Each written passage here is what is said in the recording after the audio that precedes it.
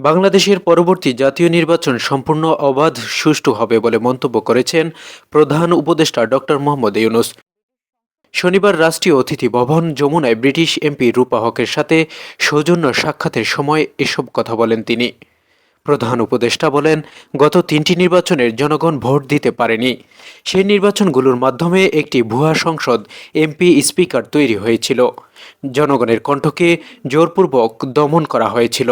এখন দেশবাসী তাদের কণ্ঠ ফিরে পেয়েছে। এ সময় ব্রিটিশ এমপি রূপা হক পরবর্তী নির্বাচনের সম্ভাব্য তারিখ, সংস্কার উদ্যোগ ও রাজনৈতিক দলগুলোর অংশগ্রহণ প্রক্রিয়া সম্পর্কে ডক্টর ইউনূসের কাছে জানতে চান। জবাবে ডক্টর ইউনূস বলেন, পরবর্তী নির্বাচনের জন্য 2025 সালের ডিসেম্বর অথবা 2026 সালের মাঝামাঝি সম্ভাব্য সময় নির্ধারণ করা হয়েছে। তবে জনগণ কতটা সংস্কার চায় তার উপর ভোটের তারিখ নির্ভর করছে। এ সময় ব্রিটিশ এমপি রূপা হক বলেন, বাংলাদেশকে দেখে আমি সত্যি অনুপ্রাণিত। আগামী নির্বাচন পর্যবেক্ষণ করতে এই দেশে আসতে চাই।